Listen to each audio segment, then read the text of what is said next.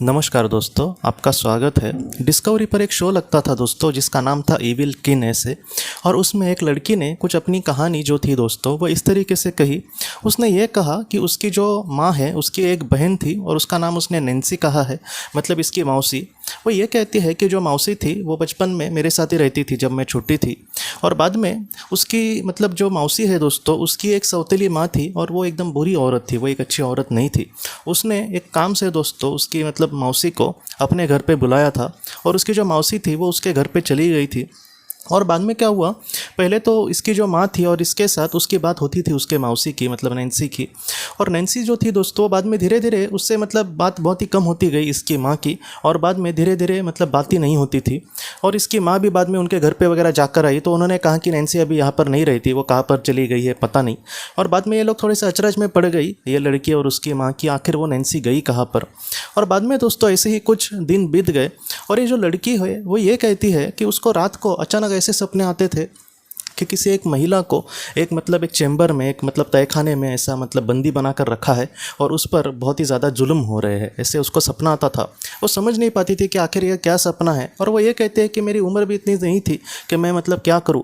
और मैं जब माँ को वगैरह बोलती थी तब वो यही कहती थी कि कोई फिल्म में वगैरह तुमने कुछ देखा होगा, वो तुम्हें याद आ रहा है, तुम ऐसी चीज़ें मत देखो।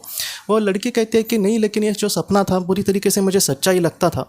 उसने और भी कुछ मतलब कुछ लोगों को कहने की कोशिश करी लेकिन इस पर कौन मतलब यकीन करेगा। और उसको बस इतना ही दिखता था कि किसी एक महिला पर ऐसे मतलब कोई मतलब जुल्म कर रहा है। और बाद में क्या हुआ दोस्तों, धीरे धीरे जो नैन्सी की मतलब जो वो गायब हो गई थी, उसकी जो मतलब स्टेप मॉम थी, उसकी जो सौतेली माँ थी, उसने उसके दो बेटे थे और वो भी बहुत ही घटिया मतलब लड़के थे, मतलब वो भी बुरी थी और उसके बच्चों को भी उसने वैसी ही मतलब बातें सिखाई थी।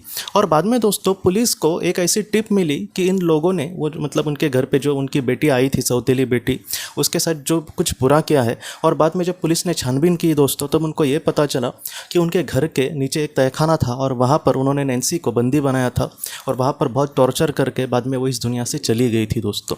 मतलब ये जो कहानी है, अब इस लड़की की वजह से तो पुलिस ने ये सारी चीज़ें मतलब छानबीन नहीं की, उनको किसी से टिप मिली थी, लेकिन इस लड़की पर भी किसी ने यकीन नहीं किया दोस्तों।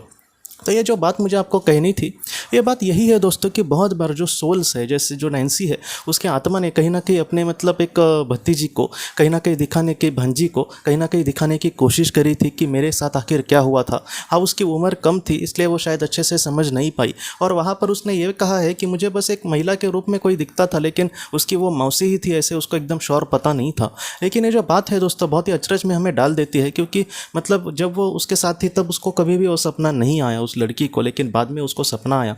और कहीं ना कहीं से जो नैन्सी चाह रही थी कि उनको सज़ा मिले या फिर मतलब मेरे बारे में सबको पता चले कि ये लोग जो मेरे बारे में बुरा भला कुछ कह रहे हैं कि मैं कहीं पर मतलब चली गई हूँ, वैसा नहीं है, इन लोगों ने ही मेरे साथ कुछ बुरा किया है। तो ये जो बात उसको मतलब दुनिया को दिखानी थी, कहीं ना कहीं वो दुनिया को पता चल गई दोस्तों। और बाद में उन तीनों को बहुत ही बड़ी बड़ी ऐसी सज़ाएँ मिली दोस्तों।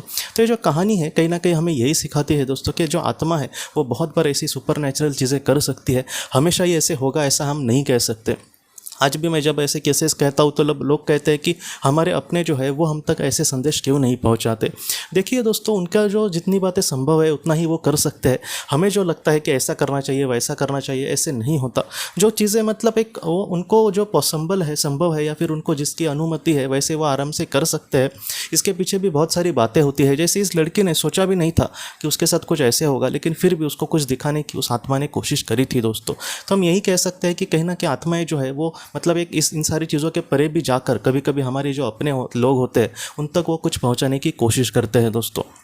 मैं इतना ही मतलब एक अच्छा रास्ता इसका यही है कि हम जितना हो सके अच्छे से ध्यान करें दोस्तों। क्योंकि अगर हम ध्यान करें तो हमारा जो अवचेतन मन है वो चेतन में मतलब जागरूक अवस्था में आ जाएगा और उसके बाद कुछ चीज़ें हमें पता चल सकती है। क्योंकि कुछ खुद लोगों ने मुझे बातें बताई है कि पहले उनको कुछ भी समझ नहीं आता था, लेकिन जैसे आज वो एक एक घंटा या फिर आधा आधा घंटा ध्यान करते हैं उससे उनको बहुत ऐसी जागृति मिली है, बहुत सारी एक मतलब ऐसी एक दुनिया से परे जाकर एक विचार करने की उनमें क्षमता आ गई है। तो इस तरीके से भी बातें ज़रूर संभव होती है दोस्तों।